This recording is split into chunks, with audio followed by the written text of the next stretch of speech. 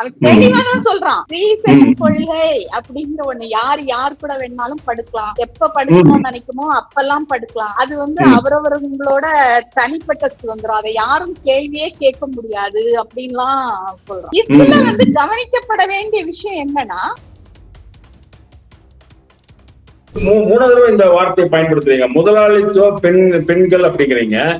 முதலாளித்துவ பெண்கள்னா அவங்க பொருளாதாரத்துல ஓரளவுக்கு நல்லா இருக்காங்கன்னு சொல்றீங்களா, அல்லது கம்யூனிசத்துக்கு எதிரான முதலாளித்துவத்தை நீங்க குறிப்பிடுறீங்களா? இவங்க வெளிப்படையா என்னென்ன விஷயங்களை ப்ரமோட் பண்றாங்கிறதெல்லாம் கடந்து, இப்ப நம்ம லூலு விஷயத்தை எடுத்துக்கிட்டீங்கன்னா, லூலு எல்லாம் எந்த விஷயத்த ப்ரமோட் பண்ணுவாங்கன்னு உங்களுக்கே தெரியும். டெக்ஸ்டைல் தான் முதன்மையா பிரபலப்படுத்துவாங்க. இந்த மாதிரியான பெண்கள் அதுக்கு தேவைப்படுறாங்க. இல்ல, அதுதான் இந்த அறிக்கை எடுபடுமா அப்படின்னு நம்ம பார்த்தோம்னு சொன்னா நான் எடுபடாதுன்னு தான் சொல்லுவேன். ஏன்னா யாருமே ஷேர் பண்றாங்க, அவங்களுடைய நான் பதிவுகள் பார்த்தேன்னா ஷேர் பண்றாங்க. ஆனா அதை சார்ந்த விவாதம் தான் பெரிய அளவுல நடைபெறவே இல்லை. இது நாளைக்கு இன்னொரு பிரச்சனை வந்ததுன்னா இது அப்படியே ஒரு அலையடிச்சுட்டு போற மாதிரியான ஒரு விஷயம் தான். யாருமே அத, ஏன்னா நீங்க ஒரு மனிதனுடைய தனி மனிதனுடைய ஒழுக்கத்தை பத்தி நீங்க பேசுறீங்கன்னா அதை மட்டும்தான் நீங்க பேச முடியும். எதிர்த்து யாராவது கேள்வி கேட்டா விவாதம் எல்லாம் செய்ய வேண்டியது வரும். சோ அதனால அவங்க இதை பயன்படுத்தி சுய விளம்பரம் தேடிக்கொள்றதுக்கு ஒரு வாய்ப்பை இந்த 118 பெண்களும் பெண்ணிய அமைப்புகளும் ஏற்படுத்தி கொடுத்திருக்கிறது. இதுக்கான தீர்வு வராதுன்னு நீங்க சொல்லியிருக்கீங்க. பொறுத்திருந்து பார்ப்போம். ஒரு பரிதாபத்திற்குரிய ஒரு விஷயம் தான் இது. அந்த பெண்கள் இவங்களை அணுகுனா அந்த அறிக்கையே நான் சரியா படல. எனக்கு அது அரசியலா முன்வைக்கப்பட்டிருக்கணும், அது வைக்கப்படல. அப்படிங்கும் போது அது இந்த தனிநபர் மேல மட்டும் குற்றம் சாட்டி இவரை மட்டுமே தனிமைப்படுத்திட்டு மற்றவங்களை எல்லாம் காப்பாற்றுவோம்.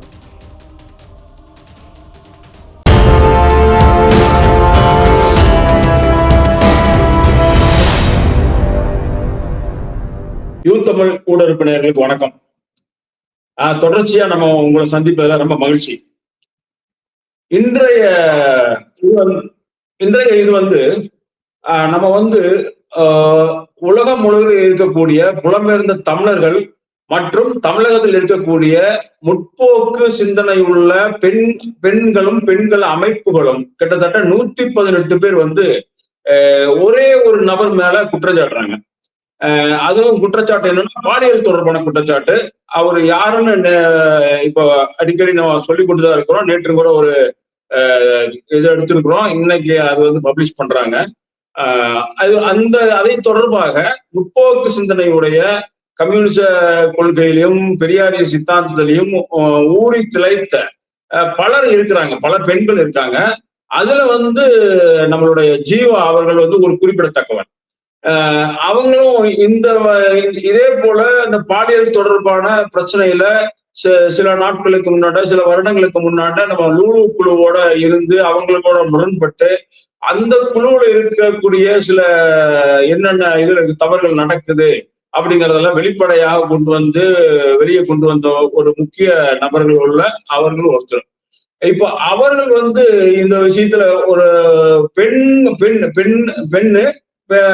முற்போக்கு சிந்தனை உள்ள பெண்ணு, பெரியாரியம், அம்பேத்கரியம், இன்னும் கம்யூனிசம் இதெல்லாம் பிடித்த இதெல்லாம் தெளிந்த ஒரு இதில் இருக்கக்கூடிய ஒரு நபர் இந்த பாலியல் ரீதியாக பெண்ணியம் தொடர்பாக எப்படி இவர்களுடைய பார்வை இருக்குது, இதுல என்ன இந்த 118 பேர் கொடுத்த அந்த அறிக்கையில அது எந்த அளவுக்கு சாத்தியம், அதாவது இது ஒரு அடுத்த கட்டத்தை நோக்கி நகர்ந்து இந்த மாதிரி இனிமேல் இந்த ஆண் வர்க்கத்தில் இருக்கக்கூடியவங்க இந்த அறிக்கையினால, இந்த 118 பேர் அறிக்கையினால ஏதாவது பலன் இருக்குமா, அல்லது ஒண்ணுமே இருக்காது, மறுபடியும் அப்படியே போக போகுதா, இந்த பிரச்சனையை தீர்க்க முடியாதா அப்படிங்கிறது மிக முக்கியமான ஒரு இந்த கேள்வியை எடுத்து நம்ம இன்னைக்கு நம்மளோட இணைந்து கொண்டு இருக்கிறவர்கள் ஜீவா நம்ம முன்னிலை குறிப்பிட்ட மாதிரி இந்த பிரச்சனை நீங்க அந்த அறிக்கையில நீங்க படிச்சிருப்பீங்க. கிட்டத்தட்ட 4 பக்கம் அறிக்கை படிச்சிருப்பீங்க. 118 பேர் இன்னைக்கு அதுல கையெழுத்து போட்டிருக்காங்க. பல நாடுகள் இருக்கக்கூடிய பெண்கள் பலரும் ஓரளவுக்கு எல்லாருமே அறிவுமானவங்க தான், மக்களிடத்துல ஓரளவுக்கு அறிவுமானவர்கள், எழுத்தாளர்கள் இருக்காங்க, பெண்ணியம் பேசக்கூடிய இருக்காங்க, அமைப்பு ரீதியாக கட்டி கம்யூனிசம் பேசக்கூடியவங்க இருக்காங்க, இதுல பல பேர் இருக்காங்க. நடிகர் நடிகைகளும் கூட இருக்காங்க. இதுல சில நடிகர்கள் குறிப்பிடத்தக்க தமிழகத்துல சொல்லக்கூடிய அதாவது சமூகத்துக்காக பாடுபடக்கூடிய நடிகைகளும் இதுல இருக்காங்க. இதுல பலதரப்பட்ட பெண்களும் இணைந்து ஒரு நபர் மேல குற்றச்சாட்டு வந்து சொல்றாங்க. அந்த நபர் வந்து சோபா சக்திங்கிறது எல்லாருக்கும் தெரியும். இந்த சோபா சக்தி வந்து அதுக்கு மறுப்பறிக்கை ஒண்ணு கொடுத்திருக்காரு. ஒரு 2 நாளைக்கு முன்னாடி மறுப்பறிக்கை கொடுத்திருக்காரு. என்னோட இது வந்து நான் குடும்ப இதையே இந்த மாதிரி பாலியல் ரீதியாக நான் வந்து எடுத்துக்குவேன். பெண்கள் என்கிட்ட வந்த பெண்கள் இது வரைக்குமே வந்து எல்லாமே வந்து அவங்களோட அனுமதியோடையும் இதோட இதான் நான் வந்து பண்ணிருக்கேன்.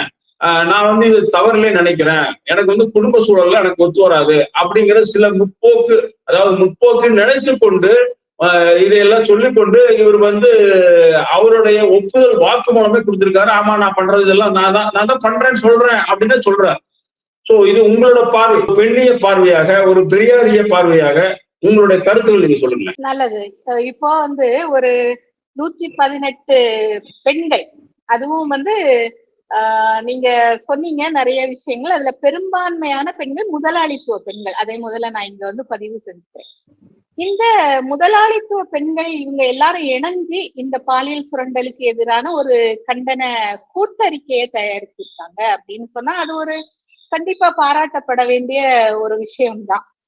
அது எந்த வகையில பாராட்டப்பட வேண்டிய விஷயம் அப்படின்னா அது வந்து பெண்களுக்கு எதிரான ஒரு பாலியல் சுரண்டலை அம்பலப்படுத்திருக்கு அப்படிங்கிற அளவுக்கு அது வந்து பாராட்டப்பட வேண்டிய விஷயம். ஆனா அதே நேரத்துல இந்த முதலாளித்துவ பெண்கள் எல்லாரும் சேர்ந்து, பெரும்பான்மையான முதலாளித்துவ பெண்கள் எல்லாம் சேர்ந்து தயாரித்த அந்த கூட்டறிக்கையில சோபா சக்தி அப்படிங்கிற ஒரு தனி மனிதனை பத்தி மட்டும்தான் அந்த கூட்டறிக்கை பேசுது. அந்த சோபா சக்தி அப்படிங்கிற ஒரு தனி மனிதன் என்னமோ வந்து அவனா போய் பெண்கள் கிட்ட ஆசை வார்த்தையெல்லாம் சொல்லி பொய்யான வாக்குறுதி எல்லாம் கொடுத்து ஒரு உறவு முறிவு வந்ததுக்கு அப்புறம் கூட அவங்களெல்லாம் பின்தொடர்ந்து போய் சொல்லி கொடுத்தது, இந்த மாதிரியான விஷயங்கள் எல்லாம் அந்த அறிக்கை வந்து பேசுது.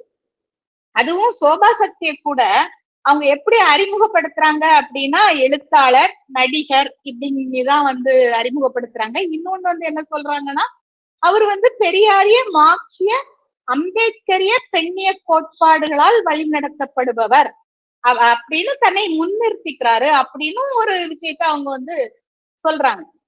ஆனா இந்த கூட்டறிக்கைக்கு மறுப்பா சோபா சக்தி வந்து ஒரு அறிக்கையை வெளியிடுறாரு.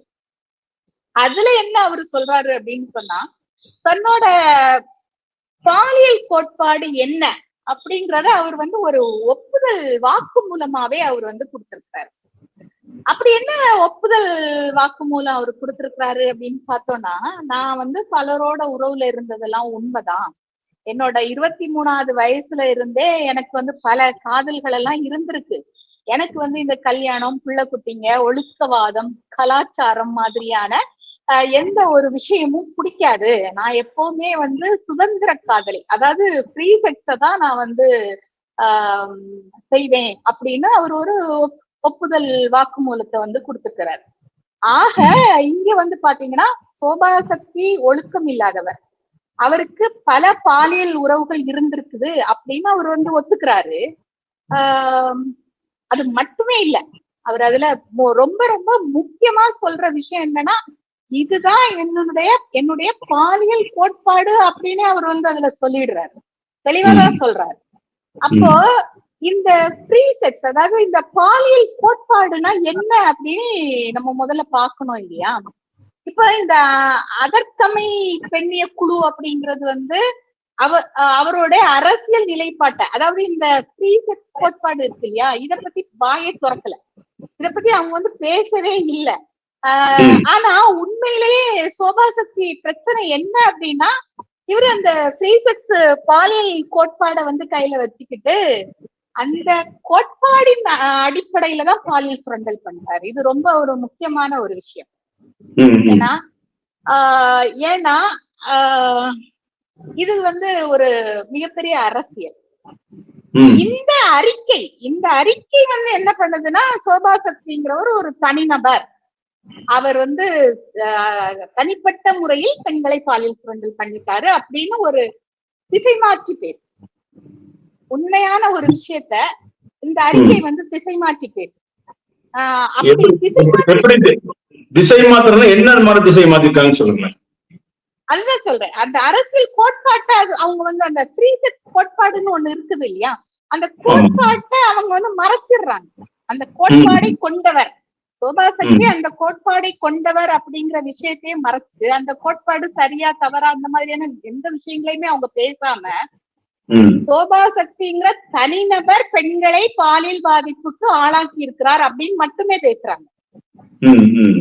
இப்படி இவங்க வந்து என்ன பண்றாங்கன்னு சொன்னா, ஒரு விஷயத்தை, அரசியல் விஷயத்தையே வந்து மாற்றி அமைச்சிருது. அது எப்படி இது மாற்றுறது மூலமா என்ன ஆகுது அப்படின்னு சொன்னா, இந்த ஃப்ரீ செக்ஸ் கொள்கையாளர்கள் இருக்காங்க இல்லையா, அவங்க எல்லாரையுமே வந்து இந்த அறிக்கை காப்பாத்தி விட்டுருது. ஏன்னா அவங்க யாருமே இங்க மாட்டலையே, அந்த கொள்கை உள்ளவங்க இன்னும் இருந்துட்டு தானே இருக்காங்க. ஏன்னா இப்ப வந்து ஃப்ரீ செக்ஸ் அவரு சோபா சக்தி ஒப்புதல் வாக்குமூலம் கொடுத்திருக்கிறாரு, தான் ஒரு கட்டற்ற பாலியலை கொள்கையாக கொண்டவன் அப்படின்னு அவங்க வந்து ஒரு ஒப்புதல் வாக்குமூலம் எல்லாமே கொடுத்திருக்கிறாரு. அவருக்கு குரு வந்து ஆமாஸ். அப்ப இந்த அறிக்கை யாரை காப்பாத்துது அப்படின்னு சொல்லி பாத்தீங்கன்னா, ஆமாஸையே காப்பாத்துது, அந்த கொள்கையுடைய குருவையே காப்பாத்துது. அப்புறம் இன்னொன்னு என்ன அப்படின்னு பாத்தீங்கன்னா, இந்த தமிழ்நாட்டுல ஆமாஸுக்கு அடிப்படையா யாரு இருக்காங்க அப்படின்னு பாத்தீங்கன்னா, மனைவி அமைப்பு இருக்குது. அந்த மனைவி அமைப்பையும் காப்பாத்திருக்கு இந்த அறிக்கை மூலம். ஏன்னா சோபா சக்திக்கு எதிராக மனைவி அமைப்பு கிட்டையும் கையெழுத்து வாங்கப்பட்டிருக்குது. ஆமா, அவங்க கையெழுத்து போடுங்க செல்வி. ஆமா, அப்போ அது மூலமா என்ன ஆகுதுன்னு சொன்னா, இந்த அறிக்கை பாதிக்கப்பட்டவங்க இருக்காங்க இல்லையா, இந்த அறிக்கையில பாதிக்கப்பட்ட பெண்கள் யார் யாருன்னு சொல்லல. ஆனா நிறைய பெண்கள் வந்து அவங்க கிட்ட கம்ப்ளைண்ட் பண்ணிதான் இவங்க 118 பேரும் சேர்ந்து உட்கார்ந்து அதை அலசி ஆராய்ந்து உண்மை தன்மையை எல்லாம் அவங்க வந்து சரி பார்த்து இந்த கூட்டறிக்கையை வெளியிட்டு இருக்கிறதா தான் அவங்க சொல்லியிருக்காங்க. என்ன நடந்துச்சுன்னு நமக்கு தெரியாது. ஆனா பொது பார்வையில் அவங்க முன்னெச்சரிக்க விஷயம் என்னன்னு சொன்னா, இவங்க 118 பேரும் இணைந்து தயாரித்த ஒரு கூட்டறிக்கை. அப்ப கிட்டத்தட்ட 3 மாசமாவது இந்த விஷயம் வந்து அவங்களுக்குள்ளால பேசப்பட்டுட்டு இருந்திருக்கு. ஆமா, பேசப்பட்டுட்டுதான் இருந்திருக்குது. ஆனா இது ஒரு தனிநபர் சார்ந்த ஒரு பிரச்சனை அப்படின்னு அந்த அறிக்கையை வந்து இவங்க வந்து குடுக்கறதன் மூலமா அது கண்டிப்பா பாதிக்கப்பட்டவங்களுக்கு துரோகம் விளைச்சு. ஏன்னா அந்த அறிக்கையில வந்து மனைவி அமைப்பும் வந்து இன்க்ளூட் ஆயிடுச்சு. நீங்க பாதிக்கப்பட்டவங்க சொல்றீங்க, அவங்க இப்ப பாதிக்கப்பட்டதுங்கிறது நமக்கு தெரிந்து பிரான்ஸ் தமிழச்சி தான் வந்து ஆரம்பத்துல இருந்து எதிர்த்து சில குரல்கள்லாம் கொடுத்தாங்க. அதற்கு பின்னர் வந்து இப்ப லீலா மணிமேகலை சில குற்றச்சாட்டுகள் வைக்கிறாங்க. அதே போல கனடால இருக்கக்கூடிய சில 2 பெண்கள் வந்து அவர்கள் வந்து தன்னை மாய்த்து கொள்வதற்கான ஒரு முயற்சியில ஈடுபட்டாங்க இவர்னால அப்படிங்கிற இதெல்லாம் வெளியே செய்திகள் இருக்கு. ஆனா அவர் என்ன சொல்றாரு, அவர் அறிக்கை பார்த்தீங்கன்னா தெரியும், நான் அந்த பெண்களோட இன்னும் தொடர்ந்து தொடர்புதான் இருக்கேன், அவங்க எல்லாம் நல்லா பேசிக்கொண்டுதான் இருக்காங்க என் கூட அப்படிங்கிற மாதிரி சொல்றாரு அவரு. இல்ல, ஒரு குற்றவாளி வந்து தன்னை முன்னிறுத்தி இருக்கிறதுக்காக என்ன வேணும்னாலும் பேசுவாரு. அவர் வந்து அந்த பெண்கள் மேல எப்படி வேணும்னாலும் பழி போடலாம். எனக்கு அது இல்ல. ஏன்னா எப்படி இருந்தாலும் குற்றவாளி தன்னை டிஃபெண்ட் பண்ணி தானே செய்வாங்க. ஆமா, நான் தான் வந்து இத்தனை பெண்களை வந்து பாதிப்படைஞ்சேன்னு எல்லாம் சொல்ல மாட்டாங்கல்ல. அப்போ அவங்க அந்த பெண்கள் மேல அவரை வந்து வச்சிருந்த அந்த குற்றச்சாட்டு சரி தவறு அப்படிங்கிற விஷயமே இல்லை. ஏன்னா காலகாலமா பெண்கள் வந்து ஒரு வகையா பாதிக்கப்பட்டுதான் இருக்கிறாங்க, அது பல வழிகள்ல. ஆனா இவர் பாதிக்கப்பட வச்சது வந்து வச்சிருக்காரு, இவர் பெண்களை கண்டிப்பா வந்து பயன்படுத்தி இருக்கிறாரு. அந்த வகையில இவரு ஒரு கோட்பாட்டை முன்னிறுத்தி அப்படி பயன்படுத்தி இருக்கிறாரு. அதுதான் இங்க நம்ம வந்து ஒரு பிரச்சனை. ஏன்னா இந்த பிரச்சனை நம்ம வந்து எப்படி அணுகணும்னா, தனிநபர் பிரச்சனையா எல்லாம் நம்ம ஈஸியா எல்லாம் அணுக முடியாது. இப்போ தனிநபர் பிரச்சனைன்னு ஒண்ணு நம்ம சொல்லிட்டு இருக்கிறோம் இல்லையா, அது என்னன்னு பாத்தீங்கன்னா, இப்போ 2020 நாகர்கோவில்ல வந்து காசி அப்படிங்கிற ஒருத்தன் வந்து ஒரு கிட்டத்தட்ட ஒரு 100க்கும் மேற்பட்ட பெண்களை வந்து காதலிக்கிறதாலாம் நடிச்சு, அதுக்கப்புறம் அவங்கள வந்து மறைமுகமா வீடியோ எல்லாம் எடுத்து அதை வச்சு அவங்கள துன்புறுத்தி அச்சுறுத்தி பணம் எல்லாம் பறிச்சுக்கிட்டு இருந்தாரு. அப்புறம் ஒரு பாதிக்கப்பட்ட பெண் வந்து இது வழக்கு தொடர்ந்து இப்போ சாகும் வரை ஆயுள் தண்டனை அப்படின்லாம் கூட கொடுத்திருக்காங்க. அப்போ இந்த காசி விவகாரத்தை நம்ம எப்படி சொல்லலாம்னு சொன்னா, இது ஒரு தனிநபர் பிரச்சனை அப்படின்னு நம்ம சொல்லலாம். ஏன்னா இந்த காசி வந்து எந்த பாலியல் அரசியல் சித்தாந்தத்தையும் அவன் வந்து பயன்படுத்தல.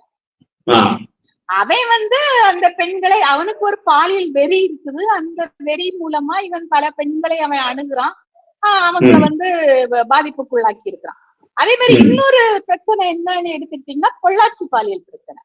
இங்க ஒரு ஆளும் வர்க்கம் வந்து என்ன பண்ணுதுன்னா, ஒரு வக்ரம் பிடித்த நபர்னால அவர் என்ன பண்றா, தன்னுடைய பாலியல் வக்ரத்தையும் தன்னை சார்ந்தவர்களுடைய பாலியல் வக்ரத்தையும் தீர்த்துக்கிறதுக்காக அந்த மனிதன் வந்து என்ன பண்ணிருக்கானா 100க்கும் மேற்பட்ட பெண்களை பாதிப்புக்குள்ளாக்கி இருக்க.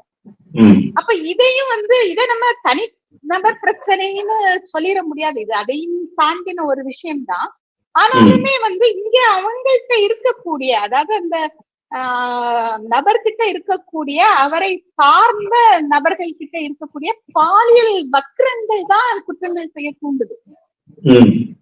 அப்போ இதுக்கு பின்னாடியும் எந்த அரசியல் சித்தாந்தத்தையும் சொல்லிக்கிட்டலாம் அவன் வந்து பெண்களை பாதிப்புக்கு உள்ளாக்கல. ஆனா அப்ப இத வந்து நம்ம எப்படி பாக்கலாம்னு சொன்னா, தனிநபர் பிரச்சனை அப்படின்னு நம்ம வந்து பாக்கலாம். இந்த தனி நபர்களை சட்டத்தின் மூலமா நம்ம வந்து கண்டிக்கலாம். அப்போ ஓரளவுக்கு இந்த பிரச்சனையை நம்ம வந்து சரி செய்ய முடியும். ஓரளவுதான் சரி செய்ய முடியும்னாலும், ஏன்னா தொடர்ந்து வந்து இன்னொருத்தன் உருவாகும், இன்னொரு காசு உருவாகும், அப்புறம் மறுபடியும் தண்டனை, அது இது நம்ம வந்து அது இன்னொரு பக்கம் போகும். அது ஒரு பிரச்சனை இருந்துட்டுதான் இருக்கு. ஆனா இந்த சோபாசக்தி விவகாரம் வந்து அப்படி கிடையாது. அவன் வந்து அந்த ஃப்ரீ செக்ஸ் அப்படிங்கிற ஒரு கோட்பாட்டை சொல்லியே அவன் வந்து பெண்களை வந்து பாதிப்புக்குள்ளாக்குறான். அவன் தெளிவாதான் சொல்றான், ஃப்ரீ செக்ஸ் கொள்கை அப்படிங்கிற ஒண்ணு யார் கூட வேணாலும் படுக்கலாம், எப்ப படுக்கணும்னு நினைக்குமோ அப்பெல்லாம் படுக்கலாம், அது வந்து அவரவர்களோட தனிப்பட்ட சுதந்திரம், அதை யாரும் கேள்வியே கேட்க முடியாது அப்படின்லாம் சொல்றான். இதுல வந்து கவனிக்கப்பட வேண்டிய விஷயம் என்னன்னா, தங்களோட இணைகள் இருக்காங்க இல்லையா, அவங்களுக்கு கூட நேர்மையா இருக்க வேண்டிய அவசியம் கிடையாது அப்படிங்கிற ஒரு பாலியல் கொள்கையை தான் இவங்க வந்து வச்சிருக்காங்க.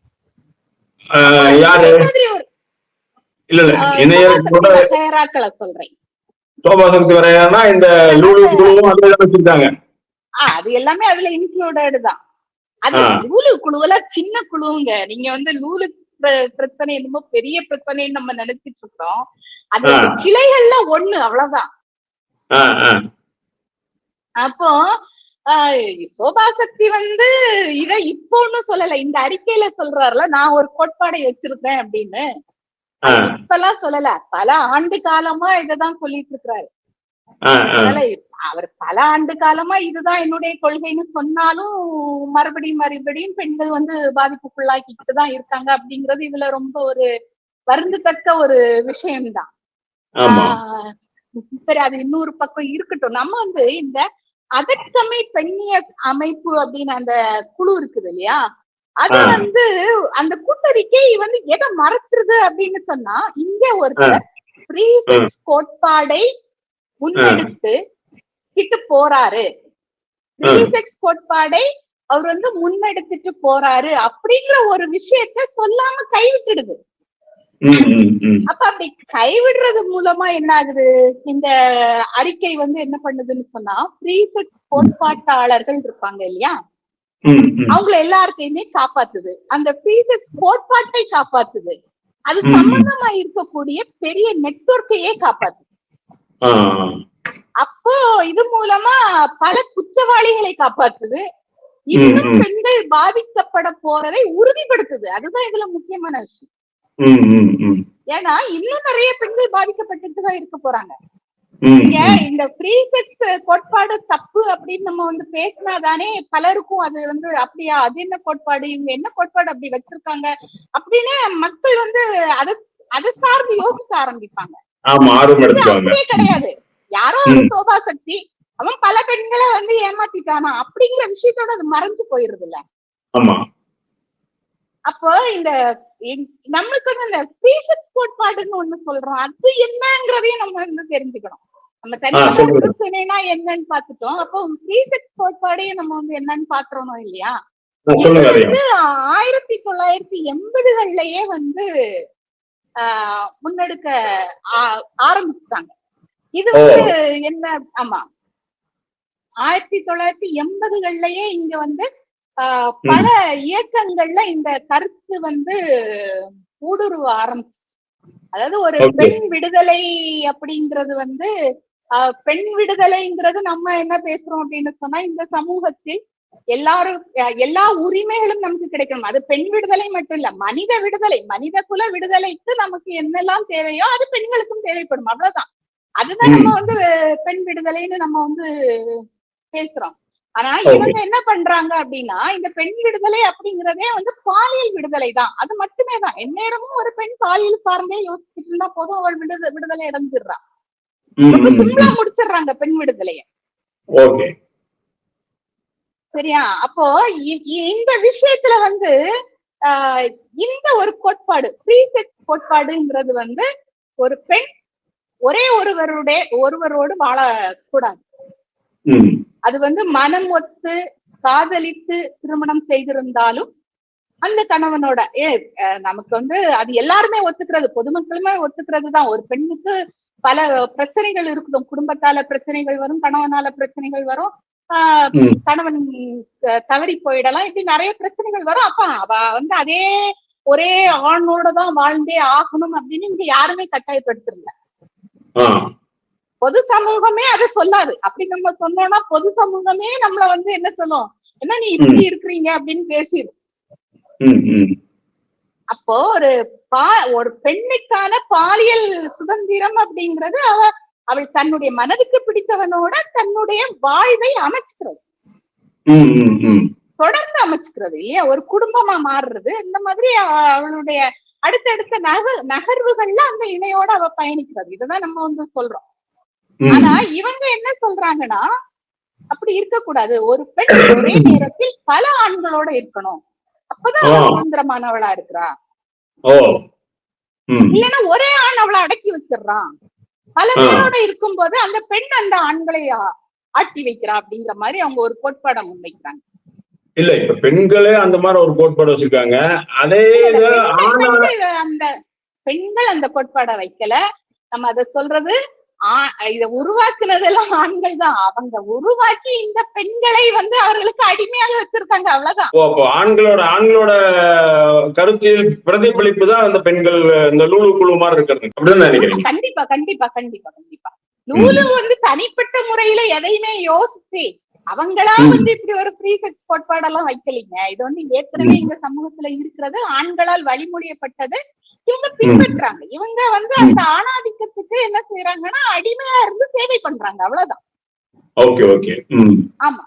அப்போ இந்த ஃப்ரீ செக்ஸ் பாலியல் கோட்பாட்டை வந்து முன்னெடுத்துட்டு போறது மூலமா பல குடும்பங்கள் வந்து சீரழிஞ்சிருக்கு. இப்ப வந்து அரசியலுக்கு வரணும் அப்படின்னு வந்த பல சக்திகள் வந்து சீரழிகிறாங்க, இன்னமும் சீரழிஞ்சிட்டு இருக்கிறாங்க. இதுக்காக வந்து இந்த ஃப்ரீ செக்ஸ் கோட்பாட்டை வந்து இயக்குறதுக்காக வந்து பல ஒரு குழுவே இயங்கிக்கிட்டு இருக்குது. அது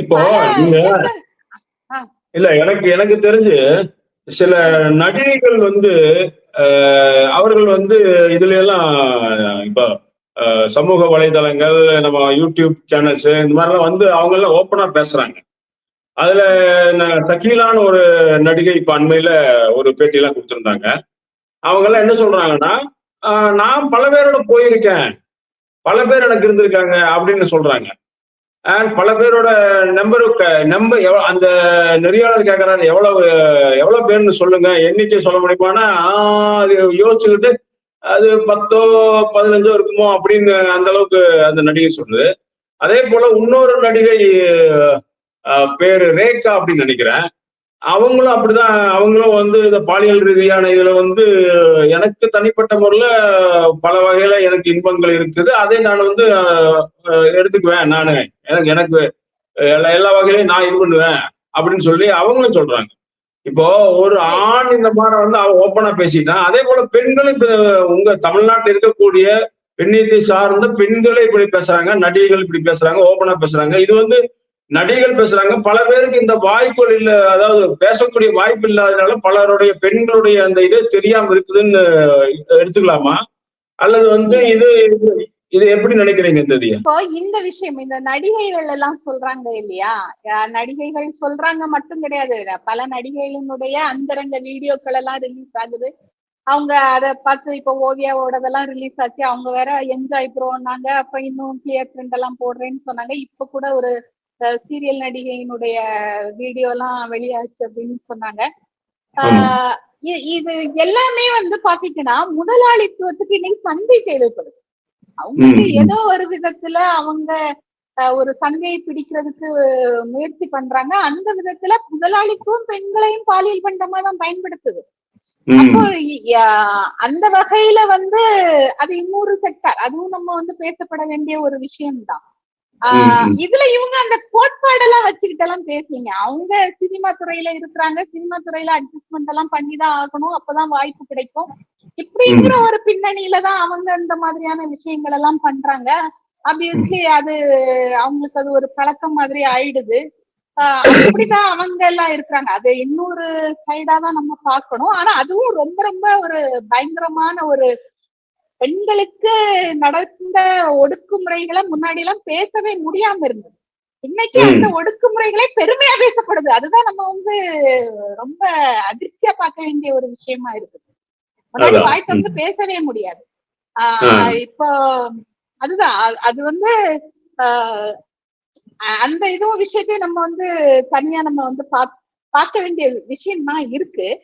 நம்ம இங்க வந்து சோபா சக்தியினுடைய விஷயத்த நம்ம வந்து குறிப்பா பேசிட்டு இருக்கிறதுனால நான் வந்து அந்த கோட்பாடு ரீதியான விஷயத்தை நான் வந்து முன்வைக்கிறேன். ஏன்னா அந்த ஆமா, ஏன்னா இப்போ இந்த அறிக்கை அப்படிங்கிறது வந்து சோபா சக்தி விஷயத்த வந்து தனிநபர் பிரச்சனைன்னு சுருக்குறது மட்டும் இல்ல, அது வந்து ஃப்ரீ செக்ஸ் பாலியல் கோட்பாடை காப்பாத்துது அப்படிங்கிறது மட்டும் இல்ல. இதே ஃப்ரீ செக்ஸ் கோட்பாடை வந்து முன்னெடுத்துட்டு போய் இன்னும் பல பேரை வந்து அது பழிவாங்கிறதுக்கு காத்துட்டு இருக்குது. அப்போ அந்த மாதிரியான ஒரு நிலைப்பாடை கொண்ட மனித அமைப்பை வந்து இந்த அதற்கமை பெண்ணிய குழு வந்து உள்ள வச்சிருக்குது அப்படின்னு சொன்னா அது எவ்வளவு பெரிய ஆபத்து இல்லையா? ஏன்னா நமக்கு தெரியும் இந்த மனித அமைப்பு எல்லாம் வந்து ஒரு ஃப்ரீ செக்ஸ் இந்த பாலியல் கோட்பாட்டுக்கு ஒரு ஆபத்து அப்படின்னு வர்றதுன்னா அவங்க எந்த அளவுக்கு கீழ்த்தரமா இறங்கி போவாங்க, எந்த அளவு ஒரு கிரிமினல் கேங் அவங்க அப்படின்றதெல்லாம் நம்ம பார்த்திருக்கோம். நம்ம சேனல்லே நிறைய பேட்டிகள் எல்லாம் வெளி வந்திருக்குது. அப்ப இந்த மாதிரியான ஒரு கேங்க வந்து கூட வச்சுக்கிட்டு பாதிக்கப்பட்டவங்களுக்கு நீதி கிடைக்கும் நம்புறதெல்லாம் ரொம்ப ஒரு வேடிக்கையான விஷயம் இல்லையா? வேடிக்கைங்கிறது இல்ல, அது ரொம்ப ஒரு கவலைக்குரிய ஒரு விஷயம்தான். இங்க இருக்கக்கூடிய இந்த கோட்பாடு, இந்த இதுல கையெழுத்து போட்டிருக்க இந்த இது முதலாளித்துவ பெண்ணியவாதிகள் இருக்காங்க இல்லையா, இங்க பெண்ணியவாதிகள் எல்லாம் நீங்க வந்து கட்டற்ற பாலியல் இதான் இந்த ஃப்ரீ செக்ஸை எதிர்த்து அவங்களால பேசவே முடியாது. இருக்கலாம் அதுல எனக்கு மூணு தடவை இந்த வார்த்தையை பயன்படுத்துறீங்க. முதலாளித்துவ பெண்கள் அப்படிங்கிறீங்க. முதலாளித்துவ பெண்கள்னா அவங்க வந்து பொருளாதாரத்துல ஓரளவுக்கு நல்லா இருக்காங்கன்னு சொல்றீங்களா, அல்லது வந்து கம்யூனிசத்துக்கு எதிரான முதலாளித்துவத்தை நீங்க குறிப்பிடுறீங்களா? முதலாளித்துவ பெண்கள்னு நான் என்ன சொல்றேன் அப்படின்னா, இன்னைக்கு வந்து முதலாளித்துவம் பொதுவா எல்லா உறவுகளையும் பண உறவுகளாதான் பார்க்கும். என்ன பண்ணாலும் அதுக்கு பணம் தேவைதான் இல்லையா? அப்ப இங்க இருக்கக்கூடிய இந்த பெண்கள் இருக்காங்க இல்லையா, இந்த மாதிரியான பெண்கள் இருக்காங்க இல்லையா, இவங்க முதலாளித்துவத்துடைய அம்பாசிடர்ஸ் நான் சொல்றேன். அது எந்த பொருட்களை எல்லாம் சந்தைப்படுத்துதோ அந்த சந்தை பொருட்களை இங்க ப்ரமோட் பண்றதுக்கு தான் இருக்கிறாங்க. Okay okay. இப்ப இவங்க வெளிப்படையா என்னென்ன விஷயங்களை ப்ரமோட் பண்றாங்கன்றதெல்லாம் கடந்து இப்ப நம்ம லூலு விஷயத்தை எடுத்துக்கிட்டீங்கன்னா லூலு எல்லாம் வந்து எந்த விஷயத்த ப்ரமோட் பண்ணுவாங்கன்னு உங்களுக்கே தெரியும். செக்ஸ் டாய் தான் முதன்மையா வந்து பிரபலப்படுத்துவாங்க. அப்ப இந்த மாதிரியான பெண்கள் அதுக்கு தேவைப்படுறாங்க. அதே மாதிரி ஏன் இதை திருப்பி திருப்பி நான் முதலாளித்துவ பெண்ணியவாதிகள்னு நான் சொல்றேன்னா, இவங்க வந்து ஒட்டுமொத்த பெண்களுடைய பிரதிநிதி கிடையாது. ஏன்னா அவங்க அப்படி ஒட்டுமொத்த பெண்களுடைய பிரதிநிதியா இருந்திருந்தால் இவங்க வந்து இந்த பாலியல் சுரண்டல் இருக்குது இல்லையா, இதனுடைய ஆணி வேர் எங்க இருக்குன்னு கண்டுபிடிச்சிருப்பாங்க. அப்ப இந்த ஃப்ரீ செக்ஸ் கலாச்சாரம்னு ஒண்ணு சோபாசக்தி, அதுல சோபாசக்தி ஒரு எடுத்துக்காட்டு தான்.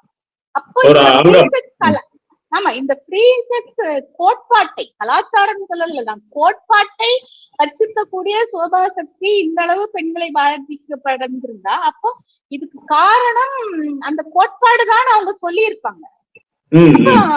பொதுமக்களால அதை வந்து புரிஞ்சுக்க முடியும். அப்ப அதுனா என்னது அப்படின்னு சொல்லி அவங்க தேட ஆரம்பிப்பாங்க. அதுக்கு எதிராக மக்கள் வந்து நிறைய விஷயங்கள் அவங்க முன்னெடுக்கிறதுக்கு வாய்ப்பு இருக்கு இல்லையா, அந்த வாய்ப்புகள் எல்லாத்தையுமே இவங்க தட்டி பறிக்கிறதுனால நான் இப்போ நீங்க பொதுவா சொல்லக்கூடிய இந்த நீங்க பல கோட்பாடை தான் நீங்க முன்னிறுத்தி சொல்றீங்க. கோட்பாடுக்கு இந்த 118 பேர் பெண்கள் அந்த அமைப்புகள் சேர்ந்து அதற்கான ஒரு முன்னெடுப்பு எடுக்காமல் ஒரு தனிநபரான சோபா சக்தி மேல குற்றச்சாட்டு வச்சிருக்காங்க அப்படின்னு நீங்க சொல்றீங்க. இன்னொரு கேள்வி இருக்கு. இந்த 118 பேர் வந்து ஓரளவுக்கு முற்போக்குள்ள பெண்களும் பெண்கள் அமைப்பு வச்சிருக்கவங்க, இவர்கள்ல வந்து இவர்கள்லாம் சரியான நபர்களா என்பதை வந்து யார் ஆய்வு பண்றது? இவர்கள் ஏன்னா ஒரு சிலர் வந்து அவங்க மேலே குற்றம் சொல்றாங்க. இந்த லூலு குழுவுக்கு ஆதரவா இருக்கக்கூடிய சிலரும் சொல்லியிருக்காங்க. சோ இப்படி இருக்கும்போது இப்ப இவர்களுக்கு இந்த அறிக்கை கொடுத்திருந்தாங்களே, அந்த அறிக்கை வந்து எடுபடுமா? ஒண்ணு. அதுக்கு அடுத்தது இந்த அறிக்கையினால ஏதாச்சும் பலன் இருக்குமா, ஏதாவது ஒரு மாற்றம் வருமா அப்படிங்கறது இந்த ரெண்டு இதையும் சொல்லுங்களேன். இல்ல அதுதான், இந்த அறிக்கை எடுபடுமா அப்படின்னு நம்ம பார்த்தோம்னு சொன்னா நான் எடுபடாதுன்னு தான் சொல்லுவேன். ஏன்னா யாருமே ஷேர் பண்றாங்க, அவங்களுடைய நான் பதிவுகள் பார்த்தேன்னா ஷேர் பண்றாங்க. ஆனா அதை சார்ந்த விவாதங்கள் பெரிய அளவுல நடைபெறவே இல்லை. இது நாளைக்கு இன்னொரு பிரச்சனை வந்ததுன்னா இது அப்படியே ஒரு அலையடிச்சுட்டு போற மாதிரியான ஒரு விஷயம்தான். யாருமே அத, ஏன்னா நீங்க ஒரு மனிதனுடைய தனி மனிதனுடைய ஒழுக்கத்தை பத்தி நீங்க வந்து பேசுறீங்கன்னா அதை மட்டும்தான் நீங்க பேச முடியும். எதிர்த்து யாராவது கேள்வி கேட்டா விவாதம் எல்லாம் செய்ய வேண்டியது வரும். அதுக்கு பயந்து வெறுமனே ஷேர் மட்டும்தான் பண்றாங்க. அப்ப இதுல வந்து அத யாரும் பார்த்து அதுல எந்த அதிர்வலையும் ஏற்பட போறதா எனக்கு நம்பிக்கை இல்லை. அப்புறம் இன்னொரு கேள்வி என்ன கேட்டீங்கன்னா, இதனால நன்மை விளையுமா அப்படிங்கிற ஒரு விஷயத்த கேட்டீங்க. இல்ல, ஏன்னா நான் என்ன சொல்றேன்னா, அதான் நான் எடுத்துக்காட்டுக்கு மனித அமைப்பை சொன்னேன். நமக்கு அது நேரடியாக நாம அதை உணர்ந்ததுனால நம்ம வந்து அத நான் வந்து சொன்னேன். ஆனாலுமே அந்த அந்த இதுல வந்து அதற்கமை பெண்ணிய குழுவுல வந்து இந்த ஃப்ரீ செக்ஸ், அதாவது சுதந்திர காதல்னு இவங்க பேர் வச்சுக்கிறாங்க அத. ஆனா அந்த கோட்பாட்டை வந்து பற்றி பிடிச்சுக்கிறவங்க இருக்கிறாங்க. அவங்களால வந்து இந்த கோட்பாட்டுக்கு எதிராக அவங்களால பேச முடியாது. ஆமா, அதனால இது அடுத்த கட்ட நகர்வுக்கு போகுமா அப்படிங்கிறது கேள்விக்குறிதான். சரி, இப்போ இந்த 118 பேர் சேர்ந்து ஒரு முற்போக்குள்ள பெண்கள் பெண்ணிய அமைப்புகள் ஒரே ஒருத்தர் மேல குற்றச்சாட்டுறாங்க. இப்ப அந்த ஒருவர் வந்து தனக்குரிய பெருமையாக அதை நினைப்பாரா? இது வந்து என் மேல பாரு எத்தனை பெண்கள் வந்து எல்லாம் கையெழுத்து போட்டு கொடுத்துருக்காங்க அப்படின்னு அவரு பெருமையாக நினைத்து அதை வந்து, ஏன்னா இப்ப நீங்க வந்து சீமான் விஷயத்துல விஜயலட்சுமி சொல்லும் போது அதை வந்து பாசிட்டிவா எடுத்து பண்ணிட்டு இருந்தார் சீமான். அது போல இந்த விஷயமும் இந்த 118 பேர் பண்ண இந்த கையெழுத்து இயக்கம் அது எதிர்ப்பு அறிக்கையா இருந்தாலும் அது வந்து அவருக்கு சாதகமா பயன்படுத்தி கொண்டு அவர் ஒரு ஹீரோவா மாறக்கூடிய வாய்ப்புகள் ஏற்படுத்திட்டாங்க இந்த அறிக்கையினால. இல்ல, அது கண்டிப்பா இருக்குது. ஏன்னா அவருடைய அறிக்கையை நீங்க பாத்தீங்கன்னாலே தெரியும். அவர் ஒரு ஸ்டேட்மெண்ட் விட்டுருக்கிறாரு. அது இப்ப இல்ல, அவர் எப்பவே விடுற ஸ்டேட்மெண்ட் தான், அதை விடுங்க. ஏன்னா அந்த ஸ்டேட்மெண்ட் நிறைய பேரை இருக்குது. நான் ஒரு சுதந்திர காதலை வந்து இது பின்பற்றவே எனக்கு வந்து குடும்பம், குழந்தைகள், எனக்கான எந்த என்ன இது எதுவுமே கிடையாது அப்படிங்கிற மாதிரி எல்லாம் அவர் வந்து விட்டுட்டாரு. அப்புறம் நான் ரொம்ப பரிதாபத்துக்குரியவன் ரேஞ்சிலே தான் அவர் வந்து பேசிருக்காரு. என்னமோ இந்த பெண்கள் எல்லாரும் கூடால எனக்கு தெரிஞ்சுதான் அவங்க உறவுல இருந்தாங்க, அதுக்கப்புறம் ஏன் என் மேல பழி போடுறாங்க அப்படின்னு.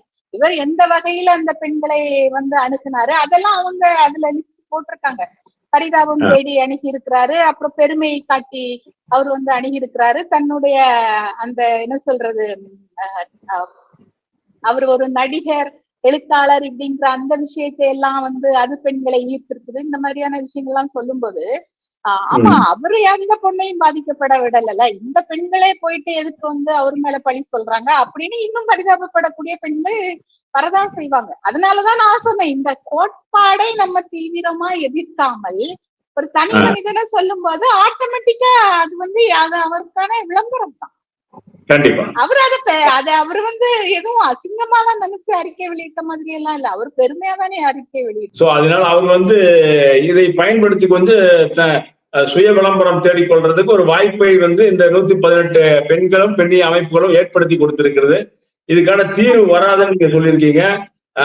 பொறுத்திருந்து பார்ப்போம். ஒரு பரிதாபத்திற்குரிய ஒரு விஷயம் தான் இது. அந்த பெண்கள் இவங்களை அணுகுற, ஏன்னா அந்த அறிக்கையே நான் வந்து சரியா படல. எனக்கு அது அரசியலா முன்வைக்கப்பட்டிருக்கணும், அது வைக்கப்படல. அப்படிங்கும் போது அது இந்த தனிநபர் மேல மட்டும் குற்றம் சாட்டி இவரை மட்டுமே தனிமைப்படுத்திட்டு மற்றவங்களை எல்லாம் காப்பாற்றி விட்டு. அதான் இந்த 118 பேரும் சேர்ந்து கிட்டத்தட்ட ஒரு மாதம் அல்லது 2 மாதங்கள் இந்த இது எல்லாம் கலந்துரையாடி பண்ணது அப்படின்னு சொன்ன அறிக்கைய அப்பவும் இது வந்து பெரிய சொதப்பல்ல போய் முடிஞ்சிருக்குது அப்படிங்கிற உங்களுடைய கருத்து அப்படிதான் தெரியுது. இது வருங்காலத்துல இருந்து பார்ப்போம், என்ன மாதிரி கொண்டு போறாங்க, எப்படி பண்றாங்கன்னு பார்ப்போம். கொஞ்சம் கொஞ்சமா நம்ம வந்து இதுக்கோட தீர்வு வந்ததுன்னா ரொம்ப மகிழ்ச்சி. அல்லது அடுத்த கட்டத்தை நோக்கி அடுத்தது இன்னும் வந்து இப்ப முதல் கட்டமா வந்து 118 பேர் சேர்ந்து ஒரு அறிக்கை விட்டுருக்காங்க. அடுத்த கட்டத்தை நோக்கி இதுக்கு தீர்வு வராதங்க பட்சத்துல வேற மாதிரி எப்படி கொண்டு போவாங்க அப்படிங்கிறது எல்லாரும் எதிர்பார்க்கலாம். பெண்ணியம் மதிக்கக்கூடிய அனைத்து தரப்பினரும் எல்லாரும் எதிர்பார்த்து கொண்டுதான் இருக்கிறோம். இது வந்து நீங்க சொல்ற மாதிரி ஒரு தனிநபர் மேல கொடுத்துருக்க வேண்டியது இல்லை, ஒரு கோட்பாட்டு மேல கொண்டு வந்திருந்தாங்கன்னா அது ஒரு மிகப்பெரிய இதா இருந்திருக்கும். அந்த கோட்பாடு இந்த கோட்பாட்டை யார் யார் வந்து இன்னைக்கு வந்து ஆதரித்துக் கொண்டிருக்கார்களோ அவர்களுக்கெல்லாம் ஒரு எதிர்ப்பு தெரிவித்த மாதிரி இருக்கும். இப்ப என்னன்னா இவர் ஒருத்தருக்கு மட்டும் எதிர்ப்பு தெரிவிக்கிற மாதிரி வந்திருக்குது. இதையெல்லாம் இந்த 118 பெண்ணியங்களும் பெண்ணிய அமைப்புகளும் இதை கருத்தில் கொண்டு அடுத்த கட்டத்தை நோக்கி எப்படி நகர்றாங்கன்னு பார்ப்போம். நன்றி ஜீவா, வணக்கம். வணக்கம்.